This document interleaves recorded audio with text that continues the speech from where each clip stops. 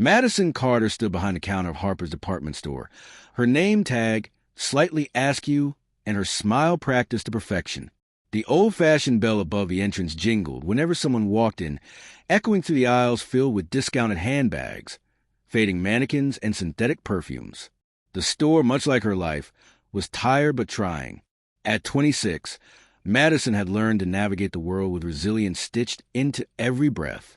Her days were filled with folding sweaters, processing returns, and dodging flirtations of Ron, the balding floor manager. Nights were quieter, microwave dinners, cheap romance novels, and dreams too fragile to speak aloud. She lived in a one-bedroom apartment on the south side of town, where the walls were thin and ambition even thinner. It was a Thursday afternoon when everything changed. The man who walked in didn't belong there. He was tall, mid-30s, dressed in a custom navy blue suit that screamed wealth, but in a subtle, tasteful way. He had tousled dark hair, a strong jaw, and eyes that held storms. His presence made the humming fluorescent lights seem dimmer. Madison straightened. "Can I help you find something?" she asked, her voice smoother than usual. He looked around, clearly out of place, and then smiled a slow, curious smile. "Actually, yes. My mother's birthday is coming up. I thought a small gift might be sentimental. She used to shop here when we were kids." "Most people go to Bloomingdale's for sentimental gifts," Madison quipped before she could stop herself. He laughed, surprised. "I like nostalgia and irony." Madison smiled, warmth blooming in her chest.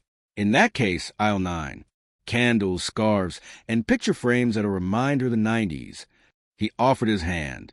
"I'm Nathan Reynolds." Her fingers trembled as she shook it. Reynolds, as in Reynolds Pharmaceuticals, one of the wealthiest families in the country. She'd seen his face once in a Forbes article left behind on the subway. He was a tech investor now, with a fortune built on startups and vision. "I'm Madison Carter." He nodded, studying her with quiet interest before disappearing down the aisle. When he left 20 minutes later with a lavender-scented candle and a cashmere scarf that had been on clearance for weeks, Madison watched him go with a heart pounding like a hummingbird's wings. Over the next few days, she couldn't stop thinking about him. She told herself it was silly. Men like Nathan didn't end up with girls who worked Register 3. But still, the idea clung to her like perfume on a jacket. So she began her plan. Step 1, research. She Googled everything about Nathan, his work, his favorite coffee shops, his charity galas. She read interviews, watched YouTube panels where he spoke about innovation and impact. She discovered he liked jazz, French literature, and black coffee with a splash of oat milk. Step 2, change. Madison began dressing differently. Her clothes were still from the discount rack, but now they mimicked elegance, muted tones, structured silhouettes. She borrowed books from the library. Camus, Sartre, Sagan. She practiced renouncing existentialism in front of her bathroom mirror. And most importantly, she waited. Nathan returned the following week, this time looking for a frame. Madison greeted him casually, as if she hadn't thought about him every night since he'd left. "Back for more nostalgia?" she asked. He chuckled. "Guilty." They talked for nearly half an hour. He asked about her favorite books, and she lied, saying she adored The Stranger. He seemed impressed. When he left, he touched her hand again, briefly but with intent. He came back the next week, and the week after that. Madison started bringing in homemade muffins to share with staff, but only offered one to Nathan when he came in. She learned that he had a dog named Cooper, hated small talk, and secretly loved watching cooking shows late at night. He learned that she'd never been to Europe, loved rainy days, and wanted to open a bookstore cafe someday. Each visit became longer, more personal. She was falling fast. One evening, as she was closing up, Nathan waited by the entrance. "Walk with me?" he asked. They strolled through the chilly streets of the city. Madison tried not to shiver in her thin coat. "Why do you work there?" he asked softly. "Because I have bills. Because dreams don't pay rent." Nathan looked at her, really looked. "You're smart. Funny. You don't belong there." She swallowed hard. "Maybe I do. Maybe I'm just good at pretending I'm something else." They stopped under a street lamp. Snow had begun to fall, gentle and quiet. "I like pretending," he said. And then he kissed her. The kiss was tentative at first, like the first page of a book unsure of its ending. But it deepened, became real.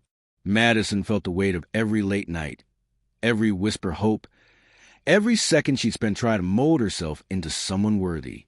They started seeing each other secretly. Cafes, hidden rooftops, his penthouse apartment with floor-to-ceiling windows and imported art. Madison never let herself fully relax. She worried about her chipped nails, her worn shoes. She kept reading, studying, adjusting herself to fit his world. But cracks began to show. One night, as they sat drinking wine that cost more than her rent, Nathan asked her something unexpected. "Do you ever feel like you're performing?" She stiffened. "Sometimes," she admitted. "I don't want you to perform," he said. "I want you." Tears welled in her eyes. "You don't even know me." "Then let me," he whispered. She told him everything. Her fears, her failures, her messy apartment, her real favorite book, Little Women, and the truth that she'd only read Camus to impress him. He laughed. "I hate Camus." And just like that, the tension dissolved. In the weeks that followed, their relationship grew more authentic. Madison returned to wearing what she liked, speaking how she wanted. Nathan didn't pull away. He leaned in. He invited her to a gala. She wore a dress from a thrift shop, altered by a friend. She felt like a fraud among the silk and sparkle, but Nathan held her hand the entire night. "Dance with me," he said. "I can't dance." "I can't either," he grinned. Perfect. They danced anyway. Months passed. One evening, while walking Cooper in the park, Nathan turned to her. "Come with me to Paris next month." Madison blinked. "I can't afford Paris." "I'll take care of it." She hesitated. "Not as a guest," he added. "As my partner." The word partner felt heavier than love. It meant he saw her, not the version she pretended to be, but the real one. She nodded, tears in her eyes. "Okay." And in that moment, surrounded by winter's quiet and a dog chasing snowflakes, Madison Carter, the poor girl from aisle 9, realized she hadn't just captured a billionaire's heart. She had reclaimed her own.